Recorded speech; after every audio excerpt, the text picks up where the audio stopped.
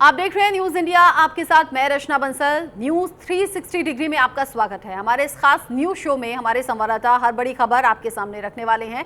देश दुनिया के हर कोने से पूरी पैनी नजर के साथ में न्यूज इंडिया का कैमरा आपके लिए लेकर आएगा वो खबरें जो होंगी दमदार भी, असरदार भी। तो देश के कोने कोने से सभी बड़ी खबरें देखिए इस खास बुलेटिन में।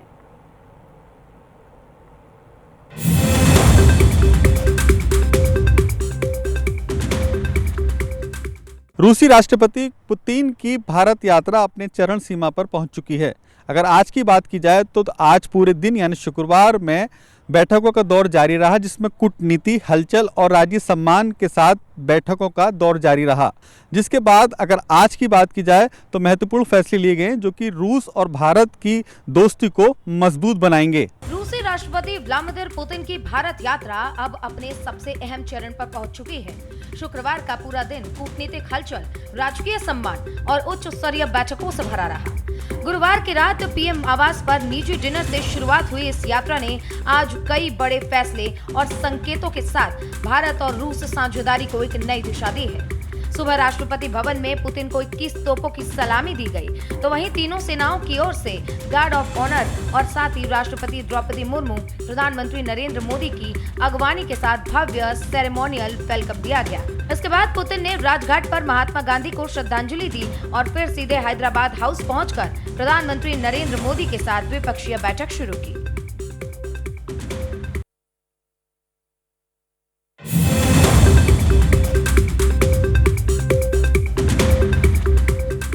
देश भर के अलग अलग एयरपोर्ट से इंडिगो की फ़्लाइटें लगातार रद्द हो रही हैं। अगर बात की जाए दिल्ली एयरपोर्ट की तो आज सुबह से 225 फ़्लाइटें इंडिगो की रद्द हो चुकी हैं। जो बताया गया है डिपार्टमेंट की तरफ से, वो कहा गया है कि आने वाले 10 दिसंबर तक ये समस्या रह सकती है। यानी कि आज 5 दिसंबर है तो आने वाले 5 दिन तक ये समस्या लगातार रह सकती है। देश भर में इंडिगो एयरलाइन की उड़ान पर अचानक रोक लगने से हड़कंप मच गया है। यात्रियों को एयरपोर्ट पर लंबा इंतजार करना पड़ा और कई उड़ानें रद्द करनी पड़ी। कांग्रेस नेता राहुल गांधी ने कहा कि ये सब कुछ एयरलाइन मोनोपोली का नतीजा है। प्रियंका वाड्रा ने भी सरकार पर निशाना साधा और कहा कि जनता को राहत दिलाना सरकार की जिम्मेदारी है। विमानन मंत्रालय और वित्त मंत्रालय ने स्थिति पर निगरानी बढ़ा दी है।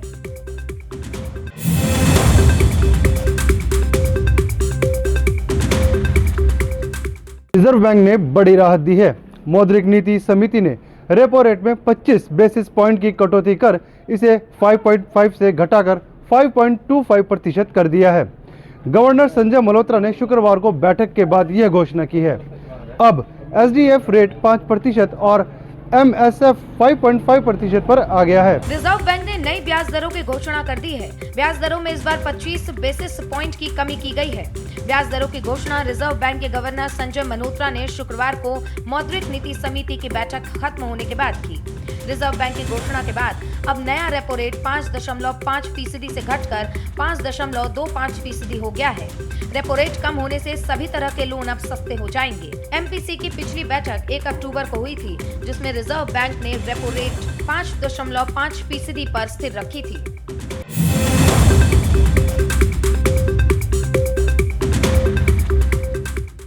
आज पूरे पंजाब की बात करें तो पूरे पंजाब में जो एक किसानों की तरफ से एक जो कॉल दी हुई थी, तो लेकिन NSP को लेकर, जो बिजली डिपार्टमेंट को लेकर, तो लेकिन उसके बाद जो उन्होंने 1-2 घंटे की जो कॉल दी थी 1 से लेकर 2-3 बजे तक, तो उसके बीच में जो किसान जत्थेबंदी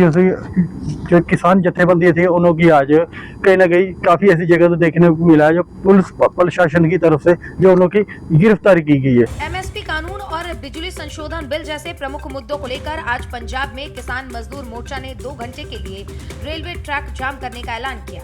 यह प्रदर्शन राज्य के 19 जिलों में दोपहर 1 बजे से 3 बजे तक हुआ।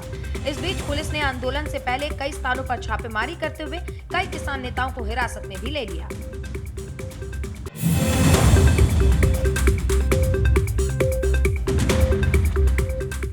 बाबरी मस्जिद मामले पर हुमायूं कबीर ने अपने पुराने बयान पर कायम रहने का ऐलान किया। उन्होंने कहा उनका दृष्टिकोण वही है। कल दोपहर 12 बजे बाबरी मस्जिद का शिलान्यास होगा। इस मौके पर राजनीतिक और सामाजिक हस्तियों के आने की उम्मीद है। बाबरी मस्जिद विवाद मामले में हुमायूं कबीर ने अपने पुराने बयान पर कायम रहने का ऐलान किया है।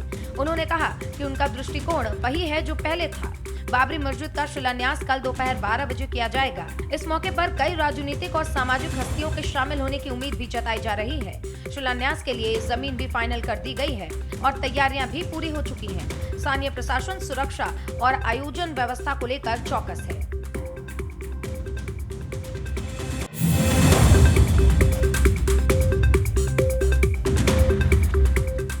जम्मू और कश्मीर पुलिस की स्टेट इन्वेस्टिगेशन एजेंसी कश्मीर घाटी में 2 जगहों पर छापेमारी कर रही है।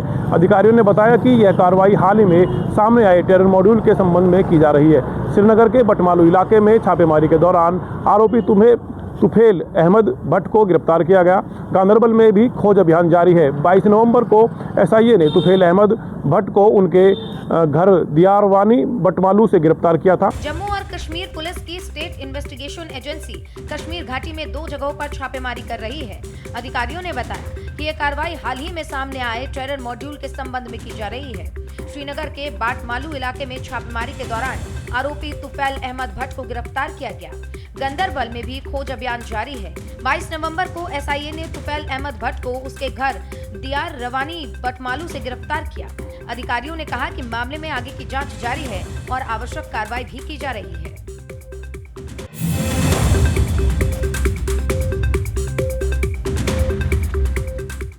गुजरात एटीएस को एक बड़ी कामयाबी हाथ लगी है, जहां एटीएस ने कार्रवाई करते हुए 2 जासूसों को गिरफ्तार किया है, जिन पर आरोप है कि वो पाकिस्तान को इंफॉर्मेशन शेयर कर रहे थे। इस पूरे मामले में एके सिंह और रश्मिनी रविंद्र पाल की गिरफ्तारी हुई है। एटीएस आगे की पूछताछ में लगी हुई है। गुजरात एटीएस ने जासूसी केस में पाकिस्तानी एजेंट्स की मदद करने वाले आरोपी में से 2 लोगों को गिरफ्तार किया है, जिनमें एक महिला भी शामिल है। दोनों आरोपियों पर देश की सीक्रेट जानकारी पाकिस्तानी एजेंट्स को देने का आरोप है।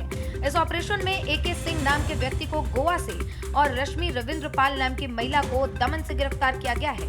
एके सिंह पहले इंडियन आर्मी में सूबेदार रह चुके हैं और आरोप है कि उन्होंने पाकिस्तानी एजेंट्स को फाइनेंशियल मदद भी दी है। आरोपी पाकिस्तान में बैठे हैंडलर से सीधे संपर्क में था और सेंसिटिव इलाकों की जानकारी साझा कर रहा था।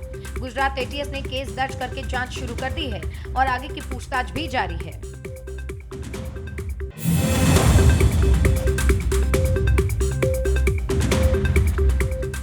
आजम खां परिवार की मुश्किलें कम होने का नाम नहीं ले रही हैं। आपको बता दें, अब्दुल्ला आजम के 2 पासपोर्ट मामले में आज एमपी एमएलए कोर्ट ने 7 साल की सजा सुनाई, 50,000 रुपए का जुर्माना। आज रामपुर की एमपी एमएलए कोर्ट ने अब्दुल्ला आजम को 7 साल की सजा सुनाई है, 50,000 रुपए का जुर्माना लगाया। रामपुर से न्यूज़ इंडिया के लिए वासिफ। यूपी के रामपुर में 2 पासपोर्ट मामले में अब्दुल्ला आजम को कोर्ट ने 7 साल की सजा और 50,000 रुपए का अर्थदंड सुनाया है। ये मामला 2019 में थाना सिविल लाइंस में भाजपा विधायक आकाश सक्सेना की शिकायत पर दर्ज किया गया था। MP MLA magistrate trial court ने लंबी सुनवाई के बाद अब फैसला सुनाया है। कोर्ट ने दोषी को सजा और जुर्माना दोनों का आदेश दिया है।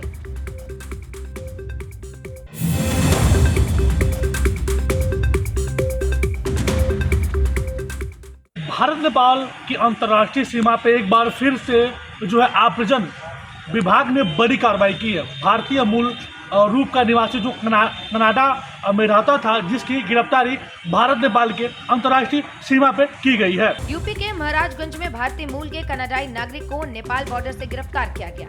युवक फर्जी वीजा और डिपार्चर स्टैंप के साथ नेपाल जाने का प्रयास कर रहा था। ऑपरेशन कार्यालय पहुंचकर युवक की जांच की गई, जिसमें पासपोर्ट पर दिल्ली एयरपोर्ट का फर्जी डिपार्चर स्टैंप पाए जाने की पुष्टि हुई है।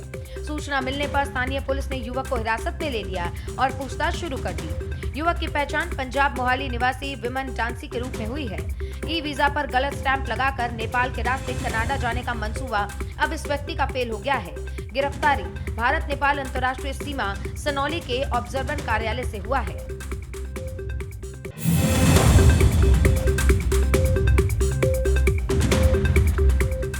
एटा में आज बीजेपी कार्यकर्ता ने बीएलओ पे लगाए हैं गंभीर आरोप, जो कि बीजेपी कार्यकर्ता के वोट काटने का है मामला। एटा के शीतलपुर ब्लॉक के शास्त्रीपुरम का है पूरा मामला। यूपी के एटा में एक बीजेपी कार्यकर्ता ने बीएलओ पर वोट काटने और काम में लापरवाही के गंभीर आरोप लगाए हैं। मामले का ऑडियो सोशल मीडिया पर वायरल भी हो रहा है। बीएलओ हरिओम ने कहा है कि डीएम साहब का प्रेशर था, इसीलिए कुछ वोट काट दिए गए। उन्होंने कार्य में हुई लापरवाही भी स्वीकार की। वहीं अच्छे काम करने वाले बीएलओ को सम्मानित भी किया। सरकार ने एसआईआर फॉर्म जमा कराने की अंतिम तिथि 4 दिसंबर से बढ़ाकर 11 दिसंबर तक कर दी है। समय से पहले काम दिखाने की जल्दबाजी में वोट काटे जाने से शीतलपुर ब्लॉक के मोहल्ला शास्त्रीपुरम में लोगों में नाराजगी भी देखने को मिल रही है।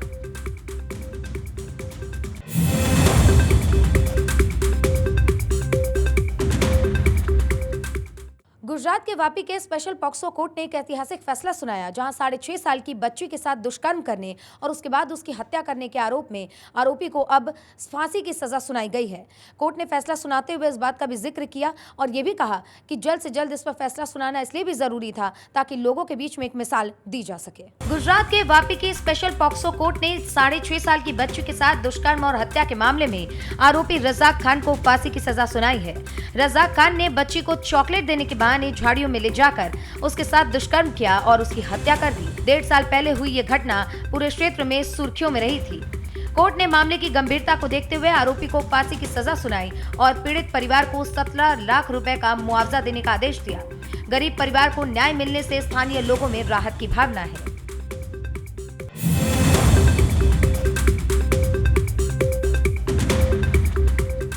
मध्य प्रदेश के उज्जैन में संयुक्त कार्रवाई करते हुए क्राइम ब्रांच और चिमनगंज थाना पुलिस ने 2 शातिर आरोपियों को गिरफ्तार किया गया। बताया जाता है कि ये दोनों ही शातिर अपराधी किसी गिरोह के सदस्य और पिछले कुछ दिनों से 500 के नकली नोट छापकर बाजार में खपा रहे थे। पुलिस ने इनके पास से नोट छापने का प्रिंटर सहित अन्य सामग्री जब्त की है और हम आपको बता दें इसमें एक आरोपी पूर्व में एक ट्रक बेचने के मामले में भी आरोपी रहा है और पुलिस ने इन दोनों को ही गिरफ्तार कर आगे जांच कर रही है। एमपी के उज्जैन में 500 के नकली नोट खपाने वाले गिरोह के सदस्य को पुलिस ने क्राइम ब्रांच और चिमनगंज थाने की टीम ने गिरफ्तार कर लिया। उसके पास से 17.5 लाख रुपए के नकली नोट जब्त किए गए हैं। गिरफ्तार आरोपियों में हाटाकेश्वर बिहार कॉलोनी के दीपेश चौहान और गऊ घाट के हिमांशु शामिल हैं। इसके अलावा सोनू और उसका साथी भी गिरोह में शामिल है। जानकारी मिली है कि सोनू इस गिरोह का सरगना था और उसने अत्याधुनिक प्रिंटर से नकली नोट छापकर बाजार में खपाने का काम किया। क्राइम ब्रांच की टीम ने हिरामिल की चाल और कैलाश एम्पायर कॉलोनी में छापे मारे, जहां से प्रिंटर और नकली नोट बरामद किए गए। दीपेश चौहान का हाटकेश्वर बिहार से गिरफ्तार किया गया। तो वहीं पुलिस का कहना है कि ये गिरोह 2 महीने पहले पकड़े गए एक अन्य नकली नोट गिरोह से जुड़ा हुआ है और अब इसको लेकर जांच लगातार जारी है।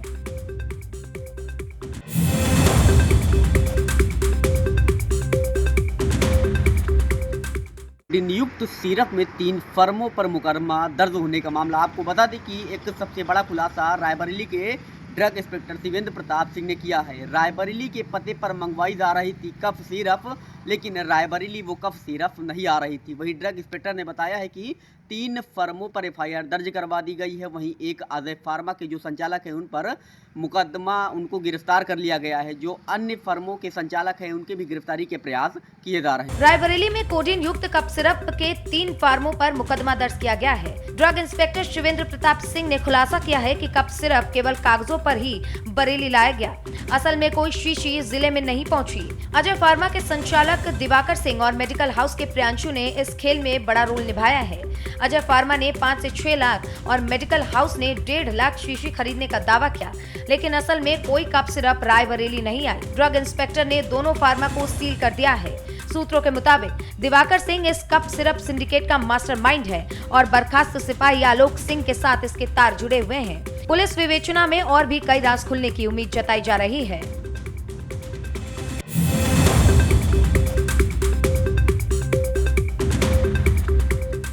कैथल जिले के कलायत विधानसभा के अंदर मंगलवार रात को होटल ग्रीन वैली के अंदर पुलिस के द्वारा छापा मारा गया, जिसके अंदर 3 युवक युवतियों को सदिग्ध परिस्थितियों के अंदर पकड़ा गया।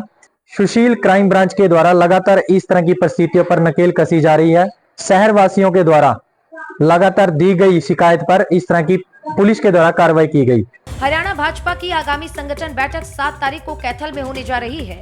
इस बैठक में प्रदेश के मंडलाध्यक्ष और अन्य वरिष्ठ पार्टी पदाधिकारी शामिल होंगे। बैठक में हरियाणा के मुख्यमंत्री नायब सैनी, प्रदेश प्रभारी सतीश पुनिया, प्रदेश अध्यक्ष मोहन लाल बडोली, संगठन मंत्री और महामंत्री सहित अन्य बीजेपी पदाधिकारी उपस्थित रहेंगे।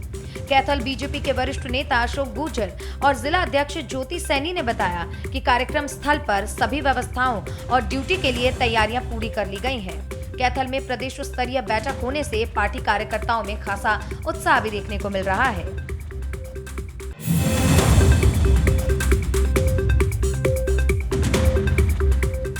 बाना में नगर पालिका के एक बाबू पर नौकरी दिलाने के नाम पर 2 लाख रुपए लेने का आरोप लगा है। बता दें कि एक महिला ने बताया कि उसने पति की नौकरी के लिए बाबू को जेवर गिरवी रखकर 2 लाख रुपए दिए थे, लेकिन ना नौकरी मिली और ना ही पैसा वापस हुआ। पीड़िता ने परिवार के साथ डीएम बांदा से शिकायत कर कार्रवाई की मांग की है। यूपी के बांदा नगर पालिका के एक बाबू पर नौकरी दिलाने के नाम पर 2 लाख रुपए की ठगी करने का आरोप लगा है।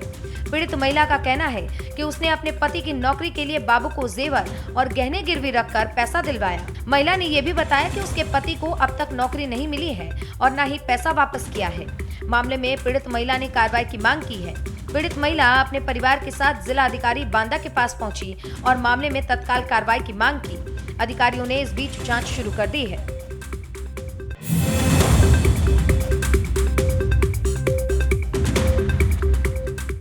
का अपहरण कर फिरौती मांगने का मामला सामने आया है, जहां 4 युवकों ने कोचिंग के छात्र का गांधी मूर्ति चौराहे से किडनैप कर लिया और उससे पहले खाते में पैसे ट्रांसफर कराए।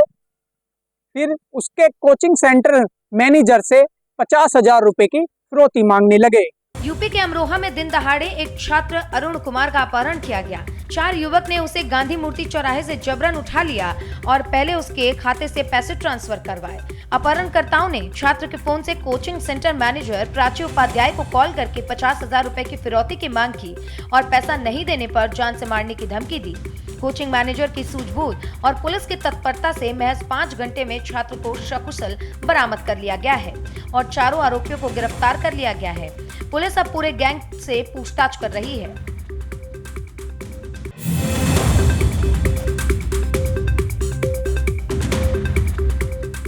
अंतर्राष्ट्रीय कथावाचक मुरारी बापू आज अचानक रायसेन पहुंचे।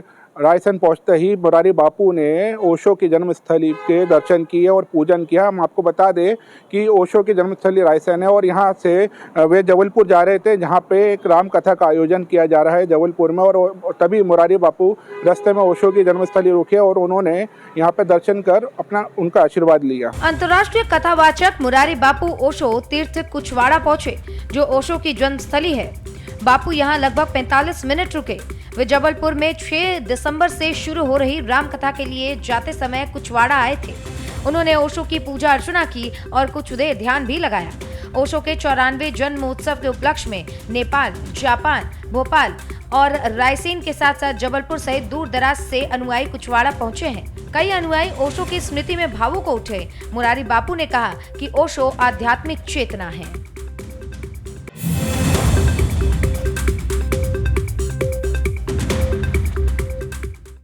राष्ट्रीय जांच एजेंसी एनआईए की बिहार की टीम ने कल रात शाहबाद के अंदर दस्तक दी और कालरा गन हाउस के मालिक विजय कालरा और उसके बेटे को हिरासत में लिया।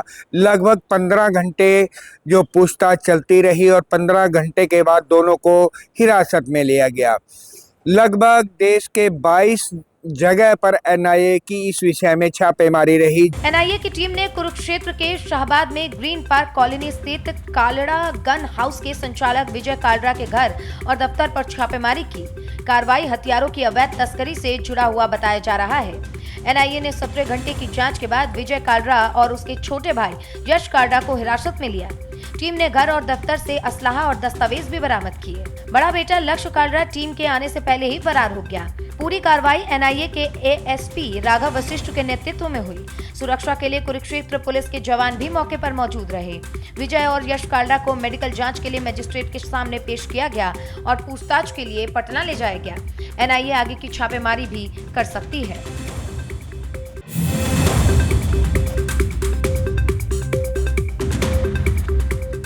बाद में उस समय लोगों की भीड़ उमड़ पड़ी जब बिहार का रहने वाला विकास रसूलाबाद की रहने वाली प्रतिमा यादव को विदा कराने हेलीकॉप्टर से पहुंचा। आपको बता दें बीती 4 दिसंबर को एक शादी समारोह का आयोजन हुआ, जिसकी विदाई 5 दिसंबर को हुई, जो कि पूरे क्षेत्र में चर्चा का विषय बन गई। प्रतिमा यादव के पिता अमर सिंह यादव ने भी बताया कि ये एक बहुत ही गर्व का विषय है कि पूरे क्षेत्र में पहली बार किसी बेटी की विदाई हेलीकॉप्टर से हुई है। कानपुर देहात के रसूलाबाद में एक अनोखी शादी हुई। पटना के इंजीनियर विकास और अमर सिंह यादव की बेटी प्रतिमा यादव का विवाह 4 दिसंबर को मंगलम गेस्ट हाउस कानपुर बर्रा में हिंदू रीति रिवाजों से धूमधाम से संपन्न हुआ। शादी के अगले दिन 5 दिसंबर को दुल्हन को लेने दूल्हा हेलीकॉप्टर से आया। ये अनोखी विदाई देखकर रसूलाबाद के लोग दंग रह गए और ये घटना क्षेत्र में चर्चा का विषय बन गई। दुल्हन के पिता अमर सिंह यादव ने कहा कि उनकी बेटी ने परिवार का नाम गर्व से ऊंचा किया है। दूल्हा विकास ने कहा कि बेटी और बेटे में कोई फर्क नहीं होता है, दोनों समान हैं। ये शादी और अनोखी विदाई रसूलाबाद में लंबे समय तक याद रखी जाएगी।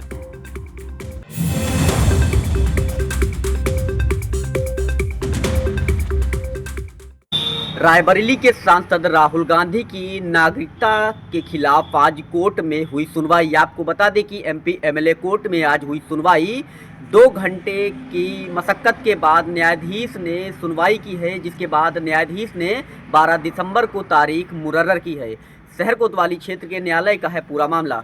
यूपी के रायबरेली में आज राहुल गांधी की नागरिकता से जुड़ी अर्जी पर सुनवाई हुई। ये सुनवाई एमपी एमएलए कोर्ट में हुई, जहां न्यायाधीश विवेक कुमार ने मामले की जांच की और बेंगलुरु के रहने वाले एस विघ्नेश शिशिर ने 2 दिन पहले ही कोर्ट में परिवाद दर्ज करवाया था।